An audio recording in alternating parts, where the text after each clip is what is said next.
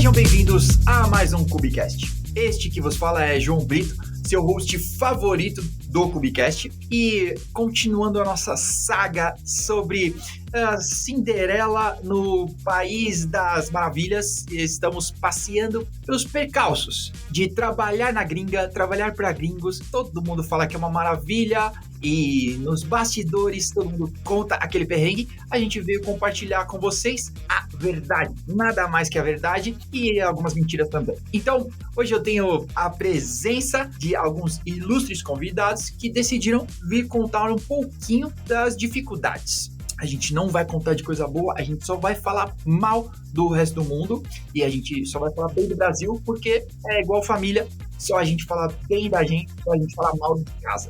Então, para começar, vamos com as apresentações. O primeiro é Eduardo. Por favor, conte para o mundo quem é você. Prazer, eu sou Eduardo, eu trabalho na Holanda faz 3 anos já, morando aqui. Trabalho basicamente na área de tecnologias quânticas. Trabalhei na Microsoft já, trabalhei num instituto de tecnologias quânticas aqui da Holanda e estou desenvolvendo uns projetos aí, quem sabe não posso falar um pouco mais sobre isso depois, mas tamo junto. Pô, que massa, já me senti um completo imbecil aqui. Eu nem sei o que são tecnologias quânticas, mas calma, isso tudo vai piorar. Então, continuando na ordem alfabética, aqui eu vou chamar o Luiz. Por favor, conta pra gente. Olá, eu sou o Luiz. Tem 1 ano que eu aterrissei aqui em Berlim. Trabalho numa empresa de comida, é claro.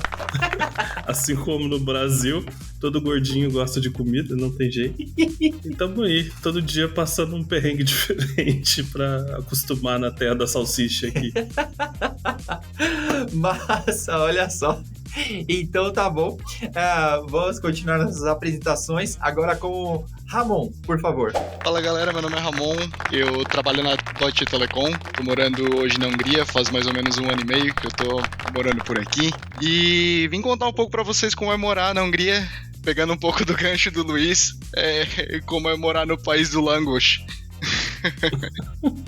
Ok, tá bom. Muito bem, vamos descobrir esses detalhes. Mas primeiro, Rodrigo, conta pro mundo quem é você. Oi, boa noite. Boa noite, boa noite pra todo mundo. Eu sou o Rodrigo, eu moro também na terra da salsicha e da batata, igual o Luiz. Tô aqui há 5 anos, não falo alemão há 5 anos. Acho que é a 3ª vez que eu instalo o app do Duolingo e eu vou tentar de novo. E, bom, vim aqui contar o que eu já passei nesses últimos 5 anos aí. Eu trabalho também com infraestrutura, Kubernetes, que atualmente eu trabalho para uma empresa dos Estados Unidos. Ela era conhecida como a Mesosphere, e aí eles trocaram o nome para um nome estranho que se chama D2IQ. D2IQ! Os caras são muito top. Que legal, cara, que legal. Pô, então eu vou colocar aqui, eu vou descobrir e nós vamos colocar aqui o perfil do Rodrigo do Duolingo pra todo mundo seguir lá e a gente cobrar ele de fazer as lições, tá bom? Aí a gente coloca Twitter, LinkedIn. Não, nós vamos colocar Duolingo da galera. Acabei de ter essa ideia. Duolingo, patrocina nós, que esse Duolingo Super aí é meio caro, hein? Então vamos começar nosso episódio para falar sobre os perrengues na gringa. Eu gostaria de ter uma pergunta aqui pra gente quebrar o gelo e começar. Como é que foi essa sua ida? Acho que tirando o Rodrigo, que tá há mais tempo, né? Os outros estão um pouquinho menos. Como é que foi essa ida? Como que é o início para chegar aí, esse baque? As coisas além da língua. Eu perguntei no outro episódio, além da língua, né? Mas porque o pessoal tava meio no normal, que não é o caso do Ramon, que tá aí, Hungria, que eu pesquisei muito, eu já sabia isso, que eles falam húngaro lá. Bom, pra você que tá ouvindo aqui não sabia. Conteúdo aqui. Quem quer começar? Bom, eu posso começar então. Cara, eu não sei se todo mundo vai concordar, mas eu me senti como nascer de novo, assim. É um negócio bizarro, porque tudo que a gente tem como dado, né? A gente nunca precisou correr atrás de RG, CPF, alugar nada no nosso nome e a gente tem que provar que a gente exista, coisas desse tipo, né? Sei lá, era bizarro porque, assim, aqueles Na Holanda eles falam holandês, apesar de todo mundo falar inglês na rua, assim, mas documentos oficiais vão ser sempre em holandês. E aí, ainda bem que existe o Google Translate, né? Porque o documento oficial em holandês, você fala, que porra é essa? O que eu tô assinando aqui? O que eu tenho que assinar? Enfim, pra quem que eu tô dando a alma, né? E às vezes coisas simples, tipo, sei lá, trocar a lâmpada. Até a lâmpada aqui é diferente. Aí você fala, puta merda, né? Não tem um padrão universal, né? Que os aliens podem usar também. E às vezes coisas pequenas, né? Tipo, não tem pia, não tem um lugar pra você, não tem ralo pra você escoar a água, sabe? Então você não lava a casa. É um negócio bizarro, assim. Quê? Pois é. Não, pera, só um minuto. Pera, eu tô no Brasil, lavei a cozinha esses dias. Pera só um minuto. Não tem ralo? Como assim não tem? Tipo, não tem piso... Ah, não tem piso frio, né? Então não pode jogar água nas coisas. Tem lugar que tem piso frio, mas não tem, eles não sabem o que é ralo, não sabem o que é tanquinho. É meio doido, assim. É meio selvagem a terra aqui, viu? Eu acho que na minha casa, se eu tentar lavar a casa, o mofo tomará conta e me expulsará daqui. Porque tudo aqui na Europa tem isso, né? É mofo, é frio, é abafado, tem que abrir janela. Isso é um pouco chocante, realmente. Nessa pegada do banheiro, eu acho que o que mais me chamou a atenção foi, primeiro, o interruptor ser pro lado de fora, não ser pro lado de dentro. Porque no Brasil, tu entra no banheiro e tu liga a luz. Aqui não, aqui tu liga a luz e entra no banheiro. E eu cansei de entrar no banheiro e ficar batendo na parede do lado. Cadê o interruptor? Até me lembrar que era do lado de fora foi um tempo. E outra coisa que aqui na Hungria é muito comum, pelo menos quando eu vim pra cá, as primeiras semanas eu fiquei no Airbnb, porque eu vim com uma mão na frente e outra atrás, e não tinha indicação, não tinha nada, não conhecia nenhum brasileiro aqui. Aí eu falei, pô, vou pegar 3 semanas de um Airbnb, porque daí eu consigo visitar uns apartamentos e dar uma olhada em algum lugar pra ficar. Cara, tanto no Airbnb, quanto no primeiro apartamento que eu aluguei, quanto nesse agora, o banheiro é um cubo fechado, não tem uma janela, não tem nada pra fora, tipo... Se você toma. Que o Luiz falou, por exemplo, se você deixar a porta do banheiro fechada, agora no inverno, principalmente com calefação e tal, cara, pra dar mofo, velho, é um estalo de dedo, velho. Não precisa fazer nada de esforço assim. Nada. E é um mofo que pra tirar tem que quebrar a parede, tem que pintar, é um desastre incrível. O primeiro apartamento que eu moí uma parede desse jeito. Por isso que eu tô falando. Abriu uma cratera na parede, cara. Uma cratera, comeu a tinta, tudo. Eu até chamei o dono do apartamento e falei, cara, acho que deu problema aqui, velho. E é isso mesmo, chama pedreiro, o cara tem que rebocar a parede, é loucura, velho. É obra mesmo, assim, pra consertar o mofo. Bastava ter uma janela pra fora, tá ligado? Mais nada. Bastava. Fala aí, Rodrigo, você tinha levantado a mão? Não, era que aqui que eu aprendi que não existe o conceito, tipo, de lavanderia. Não tem um tanque em sua casa. A máquina de lavar fica no banheiro. Eu já vi apartamento que a máquina de lavar roupa ficava embutida do lado da máquina de lavar pratos na cozinha. Então o cara levava as roupas na cozinha e lavava lá, tá ligado? A minha é no banheiro. O primeiro apartamento que eu morei era cozinha. O segundo agora é banheiro. Eu passei pelos dois. Nossa! Falando nisso, eu lembrei de um negócio bizarro que eles têm aqui, que a luz fica do lado de dentro do banheiro, beleza? Mas tem banheiro que não tem pia. E aí, não tem pia, é só o vaso. É um toalete e só a descarga. E aí, geralmente, eles deixam do lado da cozinha, porque aí você usa a pia da cozinha. Não pode usar a mesma pia, gente. São coisas diferentes que a gente tá lavando. Aqui direto, velho, eu vejo, vai em banheiro público assim, você vê o cara fazendo ali e sai vazado pra fora, tipo, direto. Mas olha, pensando aqui, esse lance da máquina de lavar roupa no banheiro, você elimina o cesto de roupa suja. Eliminou uma parte do processo aí. É engano seu. Por quê? Não, existe um negócio chamado inverno. Sua roupa não seca. E aí, a sua roupa vai ficar dentro de casa. Mas a máquina não lava e seca? Existe um negócio chamado crise energética que impede você de usar a secadora toda vez. É normal, eu também, quando eu mudei pra cá, eu falei pra minha esposa, nunca mais roupa em varal, nunca mais. E a primeira coisa que a gente fez quando mudou pro apartamento definitivo foi comprar um varal.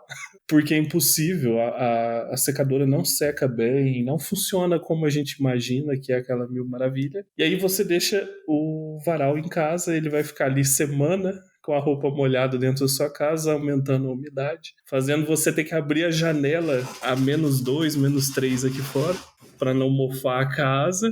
E aí você tem a sua máquina lá que funciona uma vez por semana e o cesto de roupa suja do lado, dentro do banheiro. Lotado, né? Sim. A galera provavelmente não viu na gravação, mas a primeira coisa que eu fiz foi tirar o varal que tava aqui no fundo, que tava aparecendo na webcam.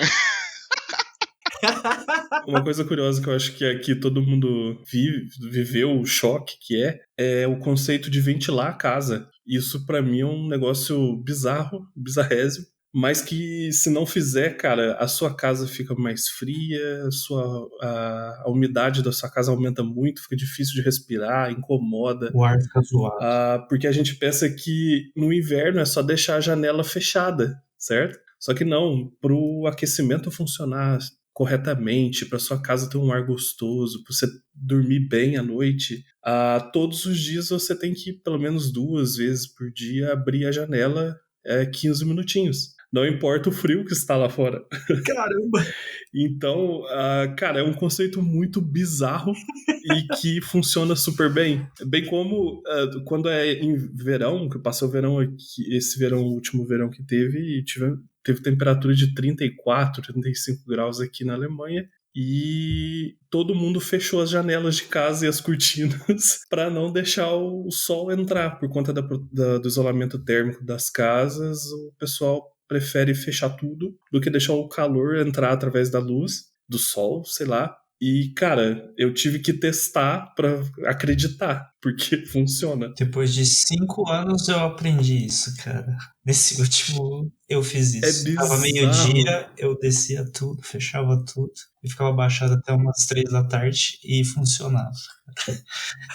E quando você esquece a janela daquele quarto aberta, porque óbvio que você abre a janela e fecha a porta, porque ninguém quer frio. E aí você esquece ela lá. Hoje mesmo eu fui tem um quarto onde fica secando a roupa aqui na minha casa, que quando eu lembrei que a janela estava aberta, dentro do quarto o termômetro já estava marcando 5 graus. Ou você vê que vocês estão ouvindo apenas, né? Você consegue ouvir e sentir o tom da voz do Rodrigo. Mas você que tá só ouvindo, depois passa lá no YouTube e você vê que o Rodrigo mora há bastante tempo, porque ele só falou boa noite. O cara não vê o sol faz muito tempo. Ele tá ultra chateado, assim, ó, tipo, é isso. Não, eu tava no Brasil aí, eu fiquei 2 meses aí. Aí eu voltei agora, semana passada. Agora que eu fiquei triste. Voltou na época legal, viu, Rodrigo? Eu te juro, cara, hoje eu fui buscar meus filhos na escola e aí eu fui aqui atrás. De manhã no Brasil eu escutava tipo os passarinhos, né? Indo nas árvores, cantar. Aqui, eu posso mandar o vídeo pra vocês depois. Eu filmei os corvos juntando nas árvores e cantando tudo ao mesmo tempo, cara. Corvo. Cara, falando nisso, aqui é um negócio curioso, porque tem maritaca aqui na Holanda. Sério? Sério. Que louco. Tipo, e elas têm o mesmo comportamento. Chega o final do dia, elas vão todas tagarelando e se juntando na árvore e tal. Eu falei, cara, não é possível. Aí eu tirei foto, de fato, era verdinha e tal. Daí eu perguntei uma vez pra um cara, ele falou, tinha algum milionário, alguma coisa do tipo, que tinha um criadouro de passarinhos. E aí, por algum motivo, não sei se fugiram ou ele abandonou, mas eles procriaram, se adaptaram aqui e estão vivendo aqui faz vários anos já. E aí tomaram conta. O cara destruiu o bioma do negócio por causa do cara que trouxe um casal de passarinho, né? Tipo isso. Mas, cara, melhor do que corvo também, né? Porque, putz. E aqui tem gaivota também. E gaivota é um negócio bizarro, cara. Ela parece um cachorro, assim. Ela fica de olho em você só esperando o momento de pedir comida. E ela sabe pedir, isso é muito louco. E se você não der, ela fica brava. Que da hora.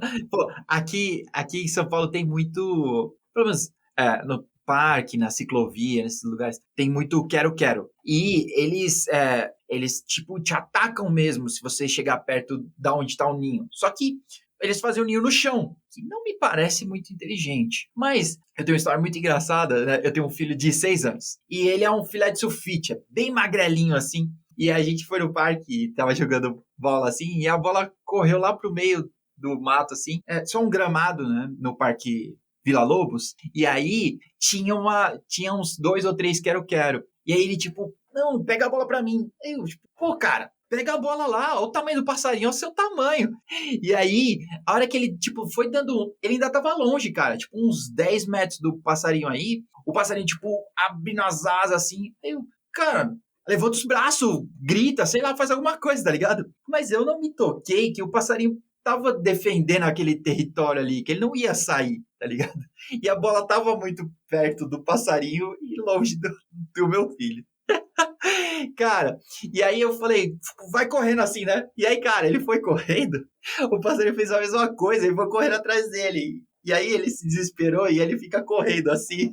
Eu precisava ter gravado isso, porque ele imagina, tipo, o moleque correndo no meio do gramado com os braços assim, socorro! E o passarinho, tipo, tentando pegar ele. Essa cena foi hilária. A gente riu por muito tempo, assim.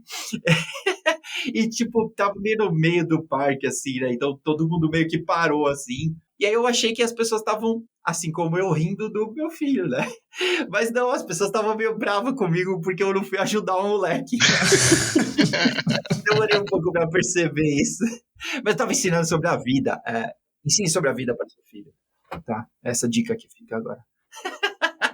Bom, então chegamos aqui a um en passant aqui sobre a chegada, né? Vamos aos perrengues de verdade, assim, né? O que vocês passaram de especial? Aí onde vocês estão, né? Uma coisa específica que eu acho que tem esse lance, né? Eu falei lá no início, que a gente ainda glamoriza essa saída do Brasil. Ah, não, eu vou morar na gringa, eu vou ser rico, milionário e tudo vai ser maravilhoso. Para vocês poderem contar um pouquinho para a gente como alguns perrengues, como que é um pouco dessa vida aí. Eu acho que o principal que a gente sente mais falta é a comida.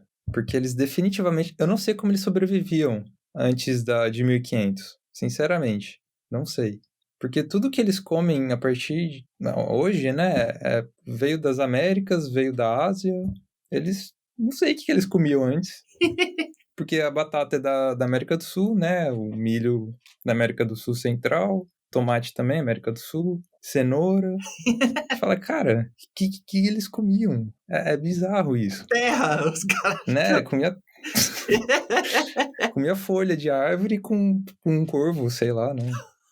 Com corvo. Mas isso, assim, eu vejo que pelo menos aqui na Europa é unânime, né? Todo mundo reclama da comida porque eles definitivamente não sabem, não tem uma cozinha boa deles. E acho que essa, de primeira, assim, é a principal reclamação que eu tenho, que eu vejo todo mundo ter no geral. Inclusive, tem uma amiga brasileira que encontrei uma vez ela e ela tava zoando, porque às vezes o pessoal queria entrar mais a fundo, assim, na conversa com ela, saber mais detalhes pessoais, e ela não queria, né? Ela achava muito abusado da pessoa, ficar perguntando sobre coisas. E aí, quando eles perguntavam, né, por que você veio pra Holanda e tal, ela respondia, vim pela comida e pelo clima.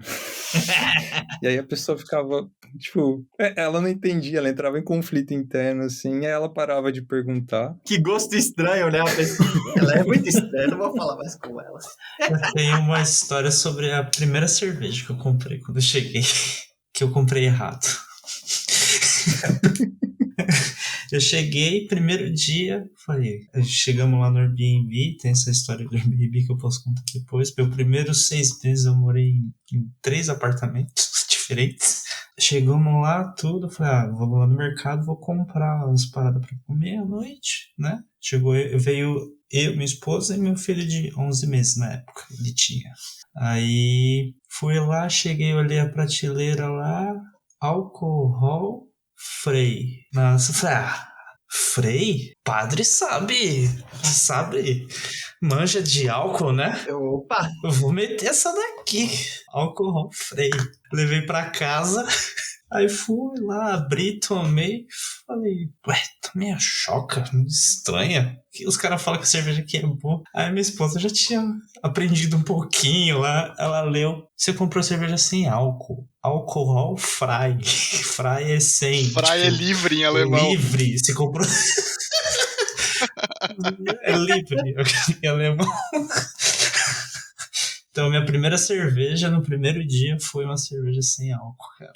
Eu tenho uma experiência parecida aqui em Berlim também, que acabou virando uma coisa boa depois. Que, como o pessoal falou, é como se você nascesse de novo. E você tem certeza disso quando você vai no supermercado e tu não tem nenhuma referência de nada. Então, você começa a ficar desesperado, porque você não sabe que produto que é o que, e marca, e sabor diferente, e às vezes você não sabe mesmo o que é aquilo. E tem coisas que a gente tem, que é normal da gente, no dia a dia lá no Brasil, e que aqui muda muito.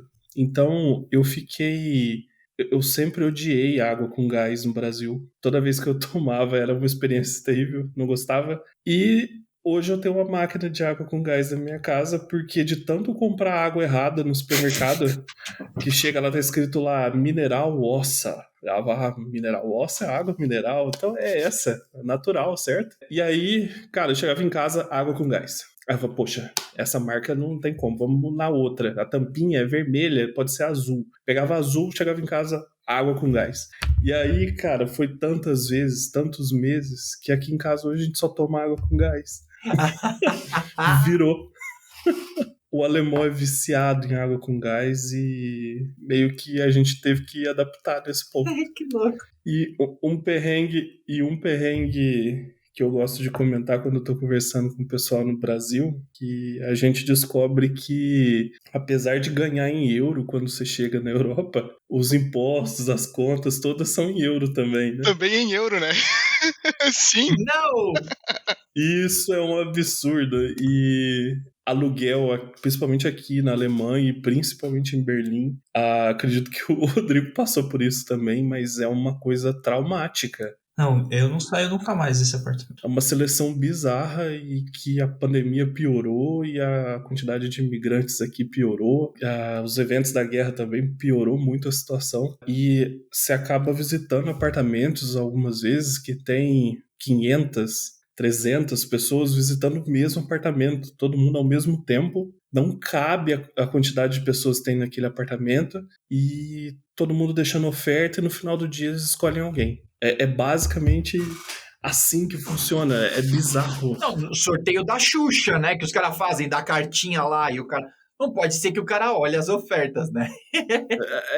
Então, não é muito relacionado a valores. Tem coisas assim, às vezes o seu sobrenome não é alemão, então é um ponto a menos para você. É, isso que eu ia falar. Porque sim, existe preconceito na Alemanha ainda. Ferreira é alemão, ele te ajudou? Nunca.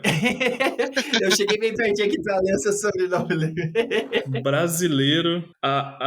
O que aconteceu no meu apartamento foi um negócio que eu acredito que nunca mais vai acontecer na minha vida de novo. E como o Rodrigo falou, eu não posso sair desse apartamento. Porque eu conheço brasileiros que estão aqui na Alemanha que estão há 1 ano procurando e não conseguiram um apartamento ainda. Pra vocês terem uma ideia, eu agendei 50 visitas no site da imobiliária, que é um site central. Eu agendei 50 visitas, eu fui chamado para uma entrevista, uma visitação. E aí eu vim exatamente nesse apartamento e como eu já lia muito sobre a dificuldade que era, já vim com todos os documentos preparados, como se eu fosse ficar com um apartamento antes de ver o apartamento. A gente viu que era um lugar bacana, a gente gostou do lugar, já entregou os documentos e falou, eu quero esse apartamento e aí, como vai ser? Demos muita sorte no final do dia, recebeu a ligação falando, a gente viu o portfólio de vocês, porque sim, aqui você tem que trazer um caderninho com fotos de comercial de margarina na capa com todos os seus documentos. E o proprietário vai escolher entre todos aqueles fichários o que ele mais gostar, que ele for mais com a cara. E a gente deu muita sorte da gente ter sido escolhido nesse apartamento, o único que a gente foi convidado para visitar em 50 que a gente aplicou. Nossa! E é muito caro, gente. Vocês não têm ideia do quanto é caro o apartamento aqui na Alemanha. É um negócio absurdo, é quase... É um salário mínimo daqui, que é muito alto. Geralmente não paga um aluguel. Caramba! Uma casa com 2 quartos. Um apartamento com 2 quartos. Nada de muito sofisticado. O meu aluguel é de 5 anos atrás, por isso que eu falo que eu não saio nunca mais, entendeu? Exato. Porque eles corrigem, mas é pouquinho, entendeu? Sim, alugar um apartamento hoje é impensável. Porque o que o cara faz? Ele...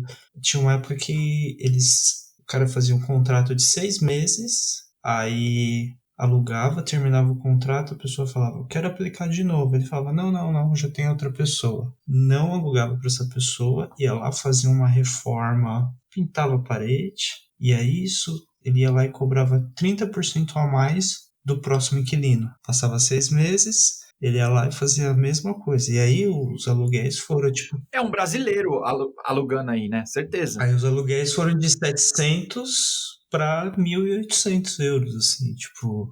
Aí chegou uma época que o governo falou assim, ó, parou a brincadeira aí. E aí eles deram uma regulada, assim.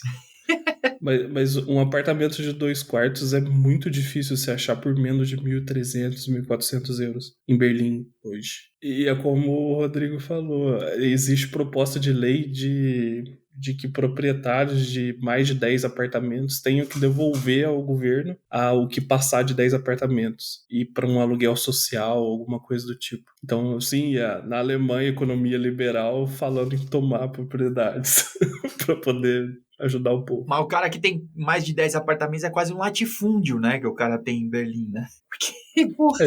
Dizem que são 10, 15 famílias que têm vários prédios aqui.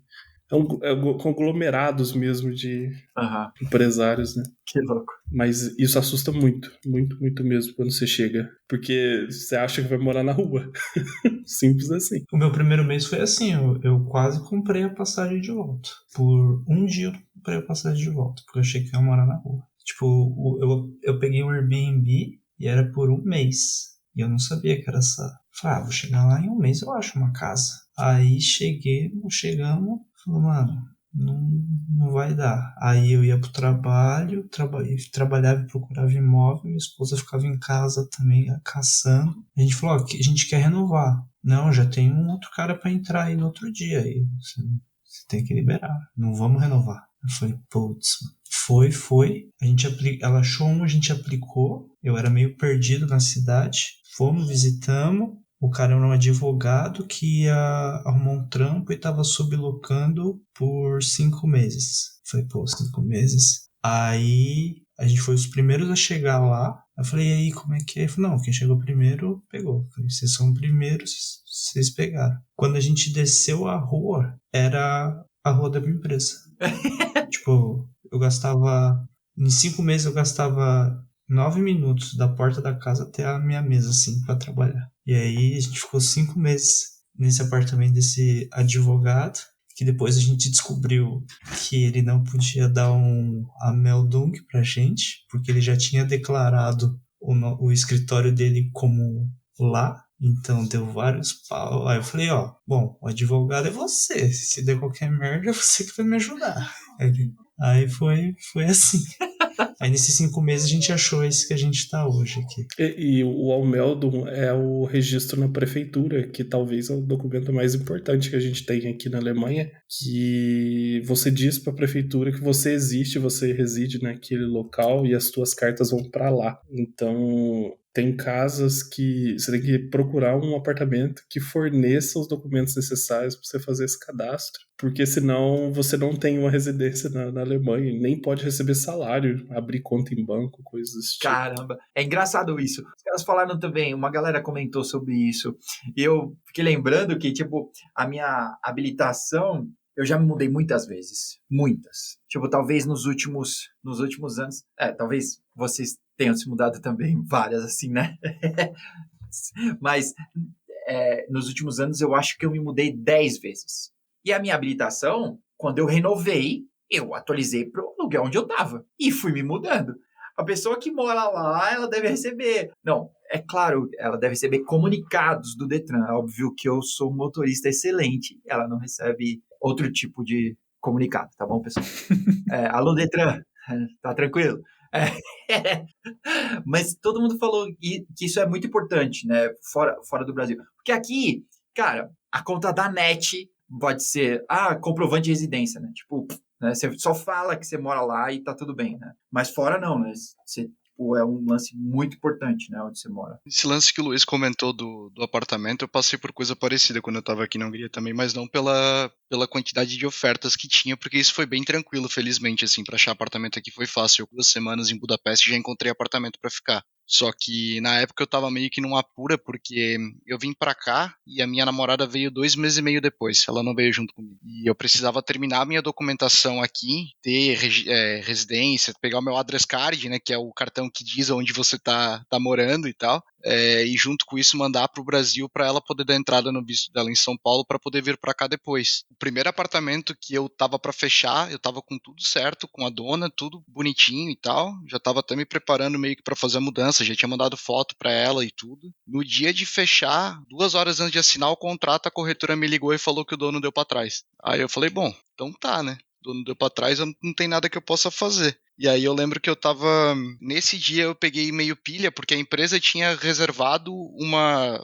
terceirizada que estava cuidando do meu processo de realocação. E essa empresa foi quem conseguiu a corretora para ver os apartamentos para mim. E aí, essa mesma corretora me levou nos apartamentos meio bizarros, assim, eu fiquei meio chateado. E comecei a procurar por conta na internet mesmo. E aí eu passei por outra coisa que o pessoal aqui já comentou também, que é o teu sobrenome não contar. De você passar a mão no telefone, ligar para uma pessoa, essa pessoa atender o telefone e ela te atender, obviamente, em húngaro, né? Você começar a falar inglês e ela te responder em inglês da onde que você é e você falar que é brasileiro e ela responder eu não alugo para brasileiro e bater o telefone na tua cara. Então... Exato, assim, eu não alugo para brasileiro, essa foi a frase, e desligou o telefone na minha cara, e eu fiquei, então tá bom, né, cara? E aí vira site de imobiliária atrás de alguma coisa, e aí, cara, eu consegui um contato num site de imobiliária, e eu por conta mesmo fui atrás, consegui marcar a minha visita também no apartamento, e era um apartamento que era no centro da cidade, perto da empresa, pra ir e vir era fácil e tal, eu falei, bicho, é esse mesmo, pelo amor de Deus... Deixa esse apartamento aqui porque eu quero. E aí eu lembro que eu fechei o apartamento e logo no dia seguinte, por aí eu já consegui pegar a chave e tal, deu tudo certo. Então, aqui na Hungria, com relação à locação e tal, é um pouco mais tranquilo. Mas você passa uns perrengues também, de ver uns apartamentos meio estranhos, uns buracos meio zoado, que parece que está fechado tem uns 5 anos. Cara, teve um apartamento que eu entrei, que ele era no térreo, eu que tenho rinite alérgica, velho, a hora que eu entrei no apartamento me atacou já, eu falei, bicho, pelo amor de Deus, chega. Pera, vambora, porque não é bem assim, isso aí não é ideia não, vai dar errado. Pô, eu tenho uma pergunta, olha, pra você que tá escutando, eu tenho a possibilidade de fazer todas as perguntas que vêm da minha cabeça. Dúvidas pessoais. Vocês falaram um pouco do Airbnb, né? Vamos falar abaixo, que o Rodrigo tá trabalhando fazendo plantão hoje. Tá? Fazendo deploy da naninha. Relaxa, tá de boa. Vocês falaram um pouco do Airbnb. Eu já aluguei Airbnb aqui no Brasil. Como foi para vocês, ou como é esse lance de alugar o Airbnb daqui para ir, né? Você ir direto para morar nesse Airbnb? Tipo, é tudo a mesma coisa? É tranquilo? O Airbnb que é a interface ou não, né? Tipo, tem uns detalhes, algumas coisas meio diferentonas. Cara, assim, no geral é normal, é só você, né, dar entrada e tal. Mas aconteceu uma coisa comigo que foi meio zoado, assim, porque eu tinha vindo pra cá e aí eu encontrei minha esposa que ia vir de férias pra gente tirar 2 semanas e, enfim, passear por aqui. Ela tava no Brasil ainda. E aí eu aluguei um Airbnb, aparentemente ia ser um lugar mó legal, tal, bem localizado. Aí eu fui receber ela e eu tava com as minhas malas, recebi ela com as malas dela, a gente, putz, andando de mala em tram, em ônibus, mó rolê, né? Chegou no lugar, toquei lá, tal, geralmente a pessoa fica esperando você, ou tem instrução de onde pegar a chave, né? Aí abriu um pessoal, assim, tipo, falou, que vocês querem? E a gente pegou aqui o Airbnb e tal. Eles, Airbnb? Não, aqui, a gente mora aqui. Aí eu, tipo, oi? Como assim? Não, mas aqui o Airbnb, a gente pegou esse lugar aqui por uma semana. Aí eles, não, a gente mora aqui e é isso. Tenha um bom dia. Tipo, e fecharam a porta e foi isso. E aí? E aí, cara, tipo, eu tentei contato, né, com o Airbnb, falei, cara, porra, aconteceu isso e tal, e aí, o que vocês fazem, né, porque eu tô na rua agora. Aham. Tipo, e era o quê? Sei lá, começo do dia, assim, a gente tinha até o final do dia pra achar um lugar e ficar, né, senão a gente ia dormir na rua mesmo. E aí, no fim, eu acabei achando um outro, porque os caras não demoraram pra responder, mas foi bizarro, assim, mas foi a única vez que aconteceu também. Aham. Mas no geral acho que é a mesma coisa. Tipo, se aluga, normal. O Airbnb que eu peguei aqui rolou um Photoshop nervoso nas fotos lá. Tipo, deu uma clareada boa assim no AP, velho. Essa foi a única coisa. O cara tirou as fotos quando ele reformou, né? E aí ele usa pra sempre, né? Essas fotos. Anos se passam e é a mesma foto, né?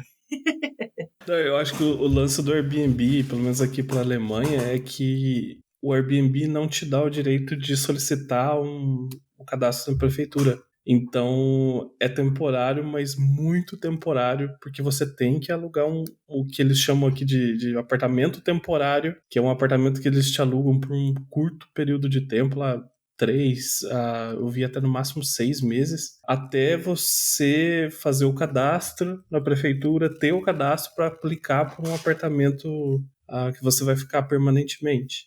Então, geralmente você aluga um flat, alguma coisa menor, bem mais caro, inclusive, só para você fazer o registro na prefeitura e procurar um apartamento melhor, ter tempo para procurar um apartamento definitivo.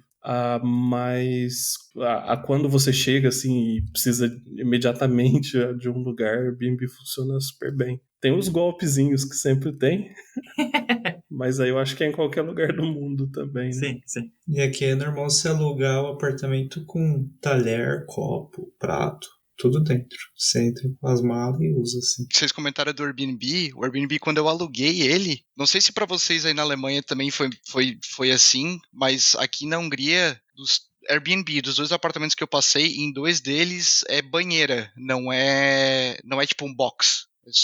O chão é a banheira, no caso, né? E não é um chuveiro. Ele parece um chuveirinho, assim, pequeno, que fica preso na parede numa barra, que você corre o chuveiro pra cima e pra baixo. Não sei se eu consegui me fazer entender. Mas imagina um chuveiro, tipo, um chuveirinho pequeno, assim, que fica grudado na parede, tipo, uma barra grudada na parede, que você consegue subir ela pra cima e pra baixo pra regular a altura. Aí o primeiro Airbnb, cara, o Airbnb que eu aluguei aqui, eu entrei no banheiro e a luz estava queimada. Aí eu mandei mensagem pro dono, falei, cara, a luz aqui do banheiro tá queimada e tal, e o pé direito era muito alto, era tipo uns 3 metros, assim, de pé direito. Eu falei, nem se eu quisesse trocar, eu conseguiria trocar, porque eu não teria nem condição. E aparentemente nem o dono, porque a solução dele foi me trazer um abajur. Quê? E eu fiquei 2 semanas tomando banho com um abajur dentro do banheiro. E o melhor de tudo é que esse banheiro, eu acho que minha namorada nem sabe disso. Mas enfim, eu fiquei 2 semanas tomando banho com um abajur dentro do banheiro, porque a luz não ligava, só ligava aquela luz que fica no espelho, assim, sabe? De onde fica as coisas que você bota, tipo escova de dente e tal. Mas é uma luz muito fraquinha, não dá a condição de iluminar o banheiro inteiro. Era um abajur, cara. E nesse apartamento, a banheira, ou tipo, esse chuveirinho que fica pra você tomar banho, ele não tinha barra na parede pra ficar segurando. Então era tipo meio que você segurando ele com uma mão e se esfregando com a outra. Bizarro, cara. Alô, namorada do Ramon. Já sabe que ele passou esse tempo aí tomando banho bem meia boca, né? Não enxergava direito. Tinha que ser com uma mão só. A outra segurando. Pá, pulou vários dias, com certeza. E eu vim ainda em junho, cara. Era topo do verão. Aqui na Hungria faz 40 graus no verão, cara. Calcule. Eu só quero contextualizar, quem tá vendo na internet vai ver, eu tô carregando minha filha no colo enquanto a gente faz o podcast aqui. É porque a minha esposa operou a mão hoje. Então ela não pode carregar ela e ela tá numa noite difícil aqui. Mais um dos perrengues, né? Dá pra falar sobre médicos também, hein? Tá, isso aí da história. Mas ó, só pra encerrar o assunto do banheiro, eu tenho uma boa com banheiro também. Quando eu vim pra cá, primeira vez ainda, eu vim conhecer Berlim antes de morar aqui, um ano antes de eu vir pra cá. Eu peguei um Airbnb, minha casa hoje tem, e na época, o apartamento que eu fiquei também tinha essa banheira, e é um terror tomar banho em pé na banheira, até hoje eu morro de medo disso. Só que o bizarro foi a privada ter a saída da água ao contrário. Eu não sei se eu consigo explicar isso, mas a aguinha que fica no fundo do vaso, ela não ficava posicionada para a parede, ela ficava posicionada na frente. E aí era tipo uma baciazinha de louça que quando você dava descarga vinha, limpava e jogava água por baixo. E isso é banheira privada da época, cara, sei lá de que época, mas é muito antigo isso. Que o pessoal usava para poder ver se estava tudo bem com a saúde, coisas desse tipo. E é bizarrésimo. Fuja de coisas antigas daqui de Berlim desse tipo, cara. É atraente porque, olha, que coisa clássica e bonita, mas tem umas coisas que é bizarra e só com foto você consegue explicar isso. É clássico e bonito no restaurante, né, cara? Que tu vai de final de semana e deu, né? Não dentro da tua casa.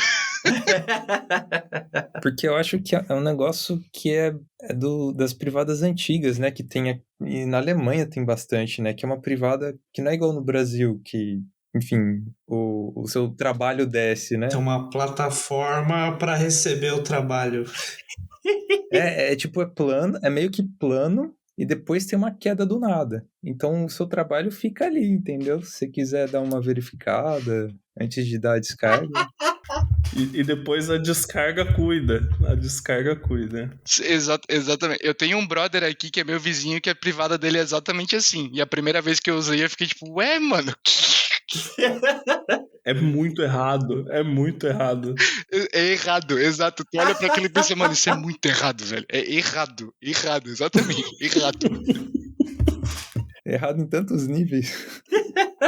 Agora, mudando de assunto, puxando o gancho do Rodrigo, que provavelmente ele tá vivendo isso e eu tô vivendo isso pra cá também. Médico, eu nunca esperei... Eu não esperava ter um atendimento médico aqui na Europa como é aqui, sabe? Você teve atendimento, então?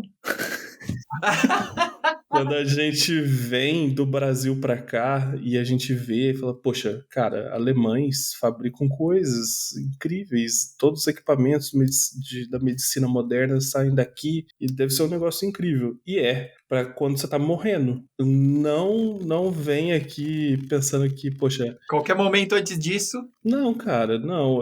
Por exemplo, eu tive Covid em outubro, tive até déficit cognitivo, cara. Eu não sabia falar português nem inglês, eu tava desesperado. Eu pegava no telefone e não sabia meu nome. Eu tava muito zoado, febre. Visitei minha médica de família, porque aqui todo procedimento médico você tem que ir numa médica de família primeiro e ela vai te encaminhar para o especialista. Você não consegue ir no especialista direto. Às vezes consegue, mas é muito mais difícil. E a recomendação da médica foi, olha, tome mel e chá. Fique em casa que isso passa. Você tá bem, é Covid, mas a sua febre já baixou, então não tem mais risco. Vá para casa, seja feliz. Psiquiatra, procurar um psiquiatra aqui em Berlim que fale inglês, eu achei que era uma missão muito difícil, poxa, porque já vendo como ia ser a medicina, mas tem fila porque fala apenas alemão. Tem fila de 6 meses a 1 ano para o médico poder te atender. Nossa. E é ridículo a forma como funciona a medicina aqui. Realmente, só... não tem nada preventivo, você não consegue nada preventivo. É só reativo e é só se você estiver morrendo. Aí sim você tem um atendimento de primeiro mundo. Mas até lá... Mel e chá. Mel e chá. Chá, tem chá para qualquer coisa. Mas tem tudo chá. O meu médico de família, eu chamo ele carinhosamente de curandeiro. Porque eu te juro, cara, eu já fui lá com gripe pesada e eu falei, não, doutor, tô ruim pra dormir à noite. Ele falou, faz o seguinte, antes de dormir, te juro por Deus, ele fala português, por isso que a gente vai lá, né? E aí ele falou, esquenta 2 batatas e coloca no peito uns 10 minutos antes de dormir pra esquentar o seu peito, mas com a batata, tá? E aí você dorme, você vai ver que você vai dormir melhor. Da outra vez eu fui com um problema nas... Te juro, eu te juro.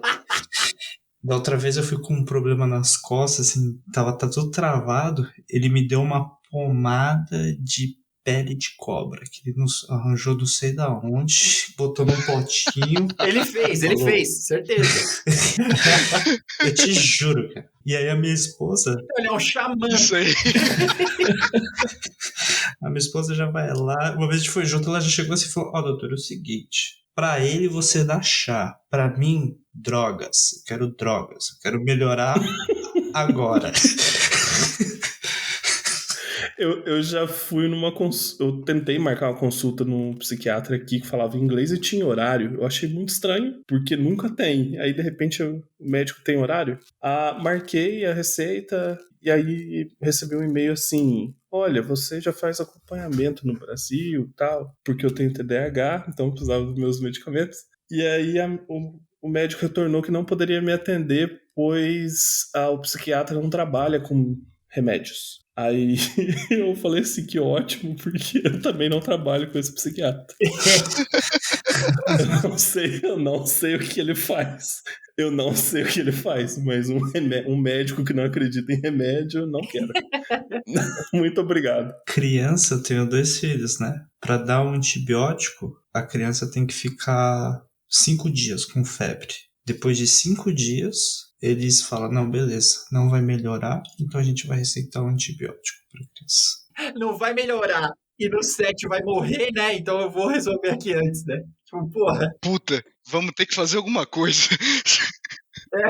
Se você levar a criança com 38,5 no pronto-socorro, ele vai perguntar, o que você tá fazendo aqui? Febre é 39, 38,5 dá pra aguentar. Nossa. Eu com Covid desmaiando e tomando chá. Tá louco. Mas eu já vi várias pessoas, quando a gente tava numa crise nesse país, né, e o SUS também, né, passou por maus bocados, muita gente de fora, né, brasileiros de fora do país, né, estavam falando como eram essas experiências, né, e como o SUS é legal. É claro que tem seus problemas, né, eu trabalhei no SUS, meu primeiro emprego foi no SUS, numa unidade de saúde, né? E eu sei que tinha os problemas e etc, né? Mas médico é muito ruim não ter. Porque você não vai no médico para dar um high five. Você não...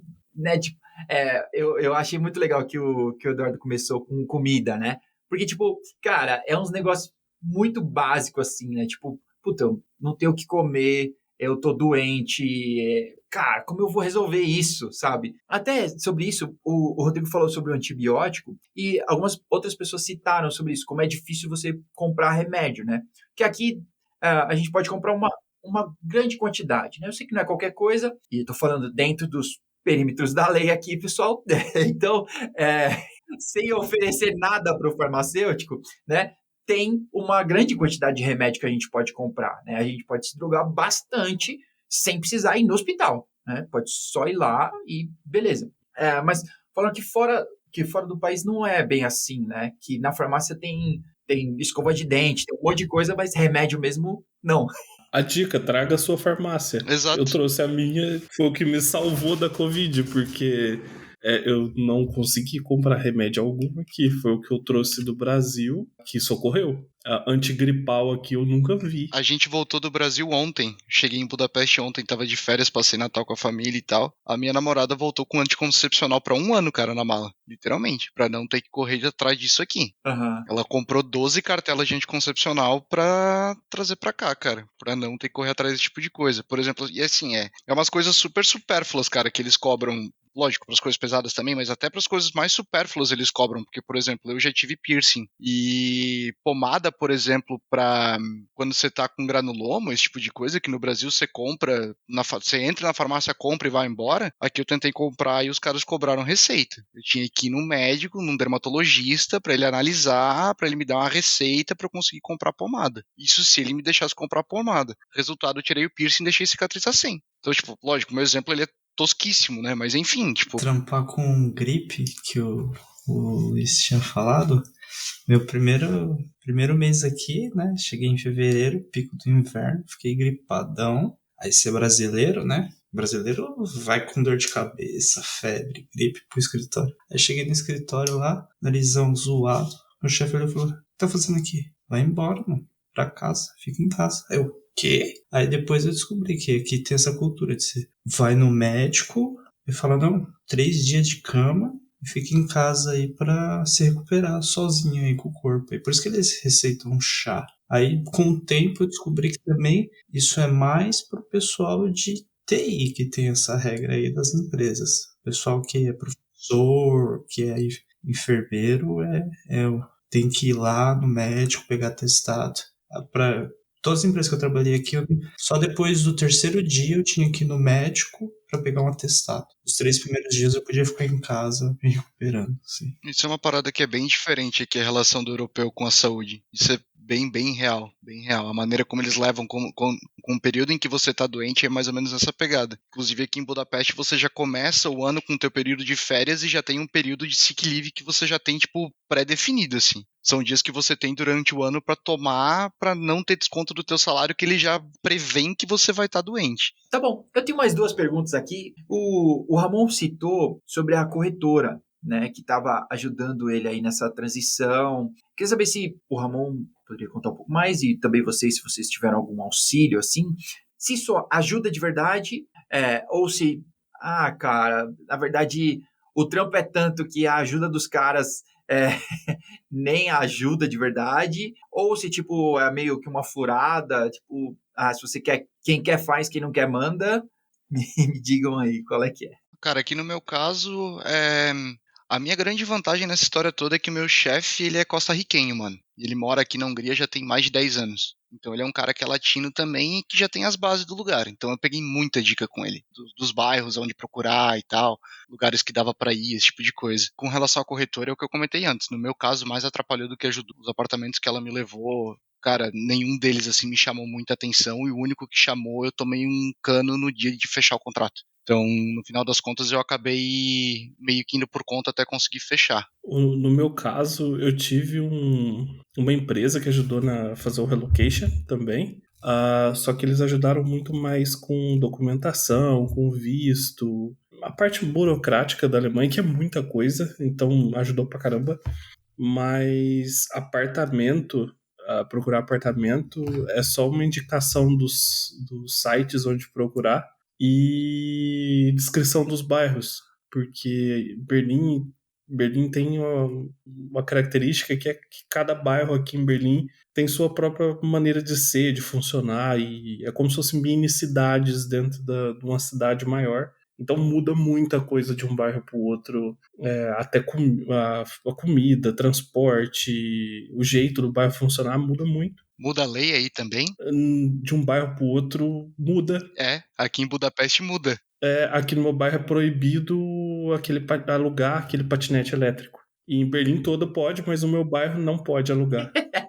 Aqui em Budapeste tem um bairro, porque aqui em Budapeste eles chamam do Triângulo de Festas, que é o bairro 5º, 6º e 7º distrito. Aí, se não me engano, no 5º distrito você não pode beber na rua, mas no 7º distrito você pode. E aqui em Budapeste tem uma rua que um lado dela é 5º e do outro lado é 7º. Então já aconteceram situações de, tipo, você tá bebendo de um lado e você vê a guarda municipal chegando e se atravessar a rua, porque do outro lado pode. Correndo.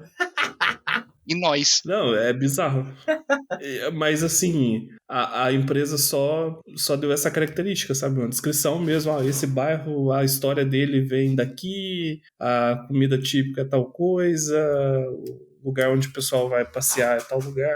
E aí você tem que meio que te achar ali dentro. Mas acertar de primeira e segunda, assim, é muito difícil.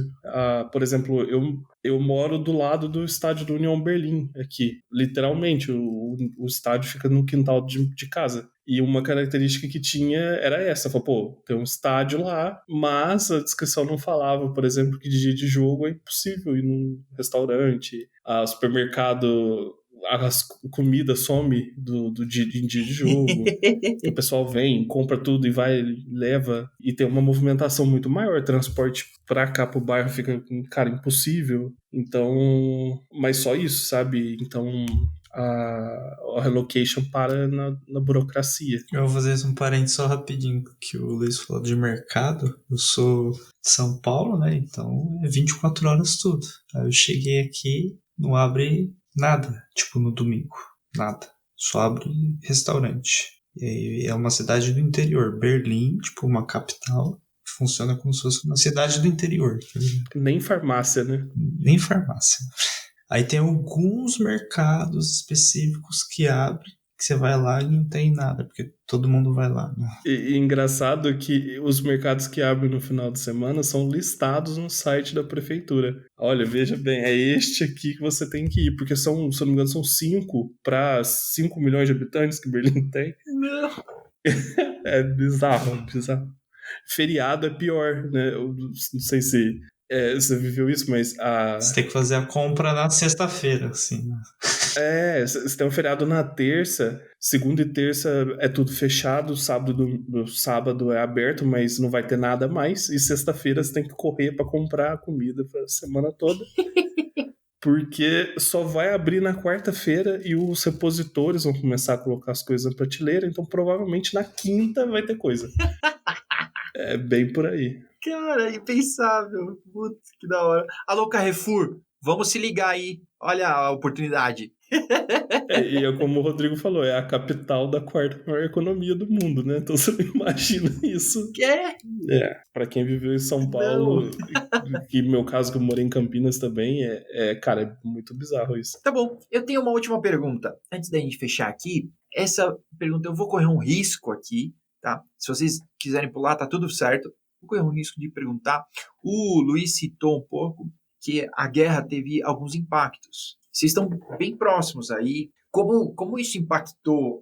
Eu até estava conversando com o Jefferson quando as coisas ganharam uma proporção ainda maior, né? E aí ele falou, putz, não sei, tô repensando aqui. Você fica meio em alerta. Cara, acho que eu vou juntar as coisas e ir embora. Como isso foi para vocês, assim, né? Tá aí essa situação que aqui no Brasil a gente não pensa, né? Não tem guerra no Brasil, né? A primeira coisa que a gente sentiu, acho que o Luiz também pode, aqui na Alemanha, foi preço das coisas, alimento. Antigamente eu gastava, sei lá, 500, 600 euros para fazer a compra pro mês, assim, juntando tudo. Hoje é 900 mil, quase dobrou o preço das coisas. Já a maioria das casas já recebeu uma cartinha falando que o ano que vem o gás vai vir creu em todo mundo, porque eles vão repassar o custo. E tem algumas coisas que você, como é imigrante, você não sabe, né? Quando acontecem essas coisas, pandemia aconteceu isso, sumiu o papel higiênico do supermercado. O pessoal vai, pega tudo e estoca nos porão. E na guerra da Ucrânia aí, tipo, a gente ficou umas 2 semanas procurando óleo no mercado, porque o óleo vinha de lá e a gente não sabia. E na mídia, assim, é difícil acompanhar pela mídia daqui, da Alemanha. Eu acompanho mais lendo as coisas de fora. Agora que a Alemanha resolveu mandar tanque, começou a dar um cagãozinho a mais, né? Mas vamos ver. Ainda na Alemanha, para deixar o pessoal de falar tranquilo, cara, quando eu vim para cá, 15 dias antes de eu sair do Brasil, estourou a guerra. Então, para mim, foi muito difícil conversar com a minha mãe, meu pai, e contar, poxa, a gente vai, não tem como a gente desistir de tudo, tá tudo pronto, o emprego lá esperando. Mas, cara, dá muito medo, né? Não é uma coisa muito simples de lidar. E, assim, no meu time tem uma ucraniana que trabalha no meu time, E na minha empresa tinha muito russo, tem muito ucraniano. Então é sempre um detalhe, é um detalhe muito complexo de falar e lidar. Um assunto, né? Porque cada um tem uma dor diferente no dia a dia ali pra contar, e ninguém tá feliz com o que tá acontecendo, isso é fato. Mas sim, cara, preço de tudo aumentou, e a insegurança também, a sensação de que tá acontecendo alguma coisa. Ao mesmo tempo que, como a gente é de fora e acompanha essa notícia, como o Rodrigo falou, parece que o alemão não liga muito. Então isso te desespera ainda mais, porque, poxa, cara, o mundo tá acabando daqui do lado, e era verão, tava todo mundo tranquilo, como se a vida fosse... Tava tudo perfeito, não tem nada acontecendo.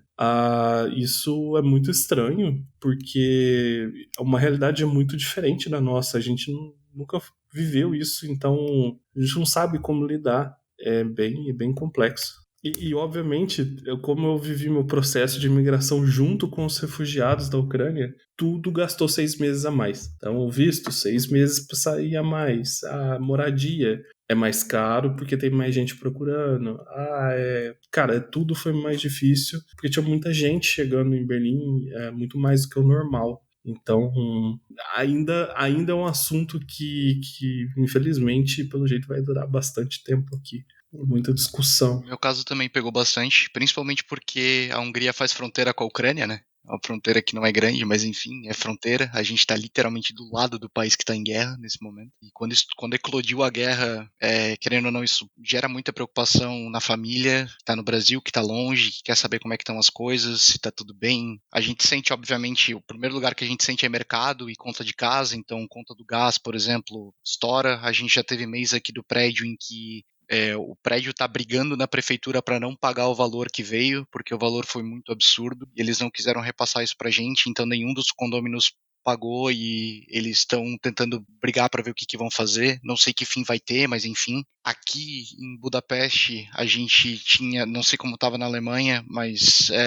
a gente tinha centros espalhados na cidade que estavam recebendo pessoas que eram refugiadas, e inclusive aqui do lado de casa, por ser uma região relativamente central, ficavam desse centro de refugiados, então era meio que uma barraca que eles tinham montado, com dizeres escritos em ucraniano, e que o pessoal chegava lá para pegar roupa, para pegar coisa básica, assim, sabe, tipo sapato e tal. A Telecom fez um plano especial para o pessoal que foi atingido pela guerra. O pessoal que chegou aqui em Budapeste, eles estavam ganhando um chip de celular para conseguir conversar de graça, justamente para poder conseguir manter algum tipo de comunicação e tal. E outra coisa que pra gente também impactou muito, porque a Telecom tinha escritório em São Petersburgo, né? Então a Telecom foi uma das empresas, inclusive, que chegou a ser listada pelo Anonymous como uma possível empresa a ser atacada caso não fechasse os negócios na Rússia e tal. E foi fechado, cara. Um escritório de mais de 2.000 pessoas foi fechado, e a Telecom realocou toda essa galera que quis continuar trabalhando para a Telecom, quis sair da Rússia,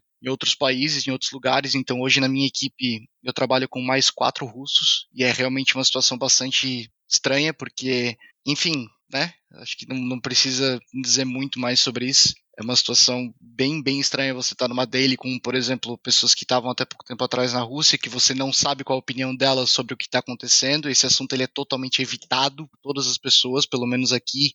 A gente evita falar o máximo possível. Mesmo quando começou tudo, a gente evitou falar. Os impactos que a gente teve no trabalho, cara, foram inúmeros, do tipo, restrições inúmeras para quem trabalhava, para quem era da Rússia, por exemplo. Até hoje, por exemplo, o pessoal que é russo, que ainda não fez realocação e que por alguma razão está em Moscou ou alguma outra cidade da Rússia, os caras não têm acesso a praticamente nada, é tudo capado. Os caras não têm acesso a nenhum ambiente, não têm acesso a porra nenhuma. Tudo foi capado. De acordo com que o pessoal está sendo realocado e tendo a confirmação do gestor dele de que eles já estão no país de realocação, trabalhando com um notebook que não é russo, trabalhando com um notebook que foi entregue pela empresa Eu nem sei se eu podia estar falando isso, mas enfim, agora eu já abri a caixa também. Dicas de segurança. Pô. Dicas de segurança, exatamente. Então, a gente teve bastante impacto do tipo, sei lá, o cara que, por exemplo, é russo, esse cara passou a não ter acesso mais a certos logs de ambiente, passou a não ter acesso mais a certas coisas dentro do próprio CI, por exemplo, né? Então, na hora de fazer deploy, por exemplo, de aplicação, esse cara não conseguia fazer deploy em produção, porque parecia assim, uma situação de medo instaurado, pelo menos dentro da Telecom, no sentido de, cara, a gente não pode mais confiar neles, a gente não sabe quem eles são, a gente não sabe qual é a opinião desses caras, então, por pior que seja, a gente capa o acesso deles e a gente faz um proxy. Na pior das hipóteses, alguém liga pro cara, compartilha a tela e ele fala o que precisa ser feito se for alguma coisa que só ele saiba fazer. E aí você vai fazendo por ele como se você fosse um proxy. Então, enfim, a gente passou e a gente ainda passa por bastante dessas coisas. Tipo, às vezes tem pessoas que já foram realocadas que ainda não conseguiram pegar todos os acessos de volta. Gente que, por exemplo, teve o Mac wipeado, os caras limparam o Mac inteirinho e aí ele tá tendo que reconstruir o ambiente inteiro e tal. Então, enfim, é lógico, isso são as implicações que a gente tem no trabalho, né? A gente tá considerando pessoas que ainda conseguiram manter o trabalho, né? Sem contar toda a galera que não tem nem o que comentar, né? Com certeza. Estamos num recorte aqui. Exato, é uma bolha. Eu acho interessante porque os holandeses são bem pragmáticos, então eles não são de meias palavras, assim. Todo mundo é totalmente contra a guerra e demonstra isso e apoia totalmente a Ucrânia. Tiveram vários refugiados, obviamente que os que chegam aqui são muito menos do que os que chegam dos países vizinhos, né? Mas tiveram alguns amigos de trabalho que eles eram ucranianos e aí eles conseguiram juntar dinheiro para comprar ambulância, comprar mantimentos e tudo mais e fazer o trajeto para levar para a Ucrânia e tal.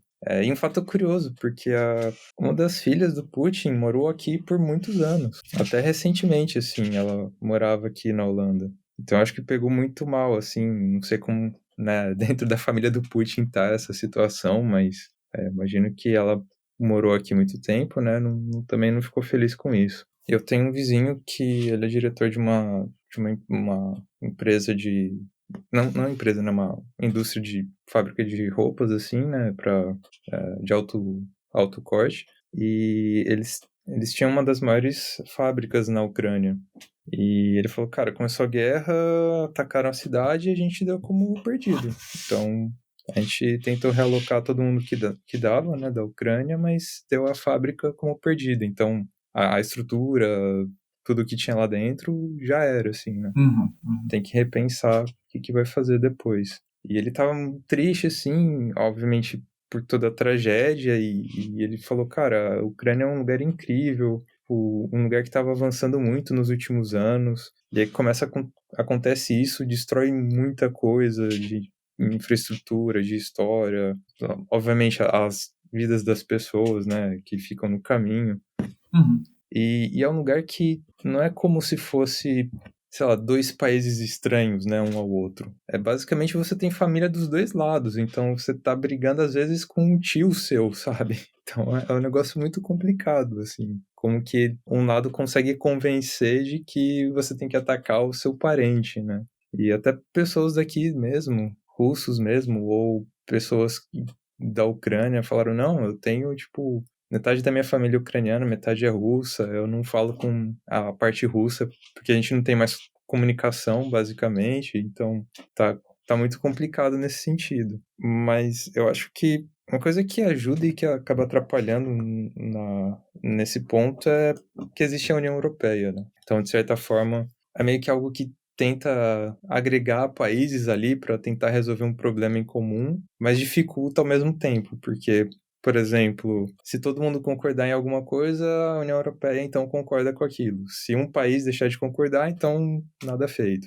E aí a Alemanha demorou demais para tomar umas decisões ali que, enfim, ela estava toda enrolada com a Rússia por conta de energia e tal. E aí meio que ferrou o bloco inteiro. Então o pessoal tá meio puto com o primeiro-ministro, né, o Scholz ali, né, o Scholz.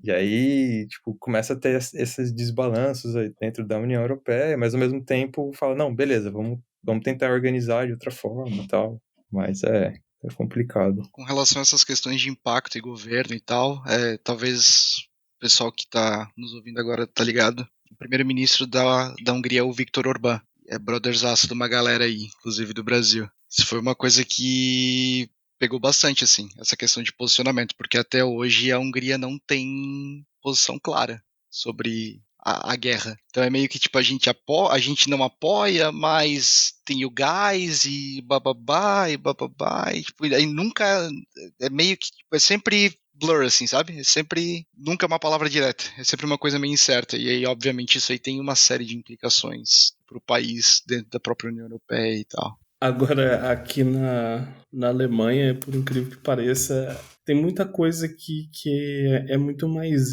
que eu percebo que é muito mais íntimo à Rússia do que apenas o gás, sabe? Um exemplo é que eu moro na Berlim Oriental, a antiga Berlim Oriental, e você percebe nas pessoas que moram aqui, nos prédios, na arquitetura, na história, na comida, é muito diferente da Berlim Ocidental. Então, cara, até hoje, o muro caiu no ano que eu nasci.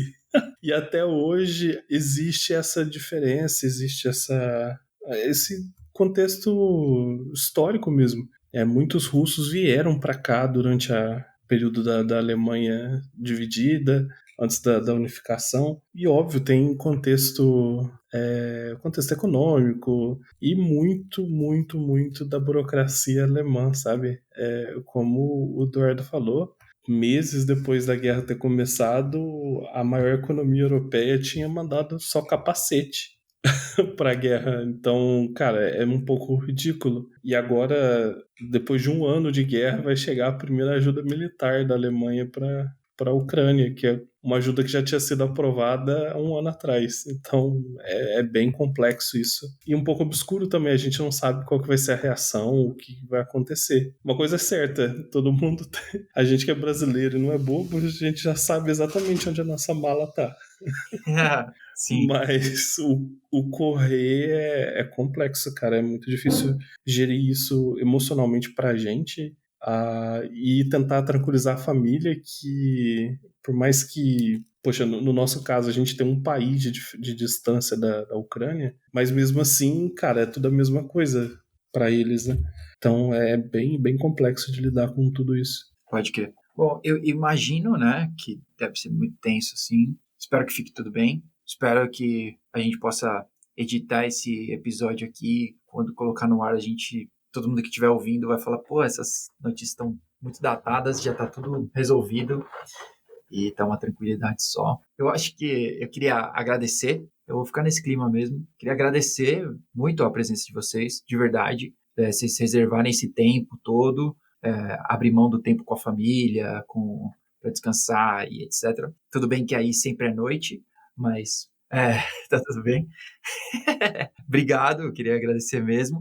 E se vocês quiserem deixar uma última mensagem, uma palavra para a turma aí, esse momento. Não última mensagem, né? Porque aí agora ficou estranho com esse clima deixar a última mensagem, né? Deixar uma última coisa que você quer falar nesse episódio. Pô, foi isso que eu quis dizer. Mano, eu acho que dá pra puxar aqui.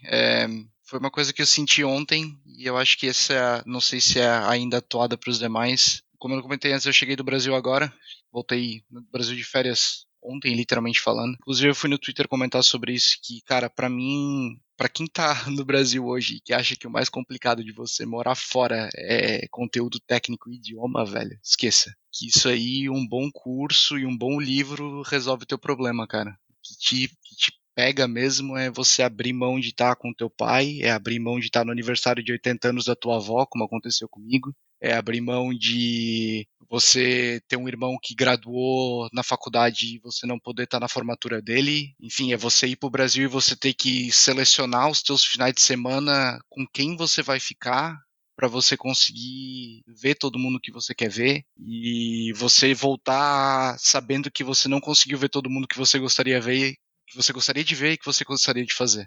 Então, o que te corta na alma são os momentos que você deixa de ter com os teus. É isso, mano. Isso é o que te pega mesmo. O restante o resto é muita hora bunda e deu, velho. Então, vou falar em cima do que o Ramon falou. O Brasil é da hora demais, velho. Quando você sai, você começa a sentir falta de uns bagulho que você fala, puta, velho, olha só, queria assistir o jogo domingão à tarde. Aqui vai ser Tipo, ou então o jogo da quarta-feira que passa 10 da noite. Aqui vai ser 2 da manhã. Não dá pra ver. Entendeu? E pra mim foi engraçado, assim, porque eu sempre gostei de rock, essas coisas. E porque eu queria ficar escutando português, essas coisas. Eu comecei a escutar rap, do nada, tá ligado?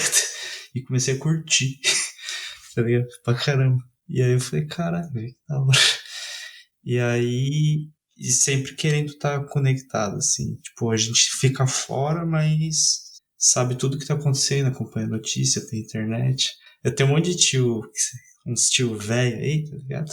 Fala, que você mora fora, pra você é fácil. Fala, você não sabe o que você tá acontecendo aqui. Eu falei, lógico que eu sei o que tá acontecendo aí. Eu leio tudo que tá acontecendo aí. Já passou dessa época, né? Tem internet, viu, tio? É isso aí. Curtam o Brasil. É isso que eu quero deixar de mensagem final. Tá da hora. Bom, acho que eu posso pegar o gancho aí também. Foi um prazer, espero ser chamado mais vezes. É muito legal, mas na próxima eu quero falar de assunto técnico também. Quero ter um pouquinho de alegria nessa vida. E assim, uma mensagem que eu poderia deixar é que nem ter filho, cara. Todo mundo fala assim, nossa, vai ter filho, mas, cara, vai gastar muito, você não vai dormir bem à noite, nada vai estar bom, e o neném vai chorar, e vai dar trabalho, mas vale a pena, sabe? Se você tem um sonho de vir pra fora e trabalhar em outro ambiente, cara, a perrengue vai ter, igual teria no Brasil, vai ter aqui, alguns maiores, outros menores. Realmente dói muito a parte de família. Por incrível que pareça, parece que você estreita um pouco mais os laços com a sua família, os amigos importantes, estando longe, porque você sente realmente a falta do que eles fazem. Eu perdi minha avó enquanto estava aqui, cara, foi um choque muito grande, e assim, aí você passa a dar mais valor na sua família e todo mundo que te quer bem lá no Brasil também. Mas é aquilo, né, cara? O ser humano é falho, a gente tá aqui para aprender. No final das contas, o que vale é você estar bem, realizando o seu sonho, o seu desejo. Se o seu desejo for estar em outro país, cara, venha, mas esteja com a mente muito aberta, porque você vai ter muita dificuldade, muito perrengue para enfrentar, e coisas que você não imagina. E por mais que pareça fácil olhando de fora, nunca é fácil. Acredite no que o pessoal fala. Não trate como, isso para mim é fácil, isso para mim não vai ser um problema. Porque, cara, dê um tempo ao tempo. Venha com a mente aberta. É só isso que eu queria dizer. E muito obrigado por ter esse papo aí. Legal. Valeu demais. Eu queria também agradecer pelo convite e todo mundo que está aqui presente. Acho que foi bem legal a conversa. Espero que a gente mantenha contato depois também. E acho que eu tenho duas coisas para dizer, assim, de experiência que eu vi outras pessoas também passando. A primeira, o exterior não é o Brasil, apesar de ser uma coisa óbvia, mas tem gente que vem achando que é, em todos os sentidos, né? Acha que é só voltar para o Brasil, né? Como se fosse de um estado para o outro, né? Você vai fazer uma mudança de São Paulo, sei lá, para Manaus. Mas, é só voltar depois para São Paulo. Não é simples assim, né? É outro país, é outro lugar. E aí tem a própria cultura, tem as próprias coisas, né? Não adianta você chegar achando que tem que te servir do jeito que você saiu do seu país, né? São coisas diferentes. Até porque você vai ser um estrangeiro, né? Então, é bom lembrar de coisas óbvias. E a segunda, assim, são prioridades na vida, né? Acho que quando a gente vira adulto, a gente percebe que no mundo não dá para ter tudo. A gente tem que fazer as escolhas que são mais importantes pra gente. Então, não vai existir um lugar que tem comida maravilhosa, que tem todos os seus amigos, sua família, é seguro, é próspero, tem trabalho e tem tudo que você quer. Não existe esse lugar. Então, o que é importante para você? Onde você pode achar esse lugar que tem as coisas que você acha importante e mais aquilo que talvez, né, te dê um conforto, né, familiar, ou um conforto que seja mais agradável, né, passar a sua vida ali. Considerando essas coisas, eu acho que vale a pena se arriscar em um lugar, né, e tentar, né? ver o que te agrada, onde se encontra, enfim. Da hora, muito massa. Pô, queria agradecer muito vocês mesmo, agradecer você que tá ouvindo ou vendo a gente até agora, né, que aguentou nossas caretas e nossas risadas aqui. Como o Eduardo disse, eu espero que a gente possa manter contato, e não só nós 5 aqui, eu vou deixar o Twitter, LinkedIn, uma rede social aqui de todos, para a gente poder estreitar os laços mesmo distantes aí, né? A gente acabou descobrindo que o Twitter e a internet não são feitas só de treta, pode ser legal também, a gente também pode falar bem do amiguinho, a gente também pode curtir o trabalho do outro, compartilhar o nosso, dá para ser legal na internet, beleza, pessoal? Então, eu fecho com esse recado, muito obrigado pelo tempo de verdade de vocês, o tempo é nosso precioso bem aí, fui coach novamente, se liga, não vacila, e a gente se vê no próximo episódio, tá? Olha, você que escutou a gente até aqui, eu sempre esqueço de falar isso, então compartilha com alguém que está pensando em sair do Brasil, compartilha com alguém que está pensando em voltar, compartilha com quem você quer que saia desse país, compartilha com todo mundo, tá bom? Pra gente chegar a mais lugares aí e pra desmistificar pra gente poder pegar todos os coaches que falam assim, você vai ganhar tanto dinheiro que você vai morar onde os outros tiram férias, tá bom? Vamos acabar com o emprego desses caras. E eles todos vão ter que trabalhar como DevOps. E eles vão saber o que é chorar no banho, tá bom? Muito obrigado. Mais uma vez, a gente se vê. Tchau!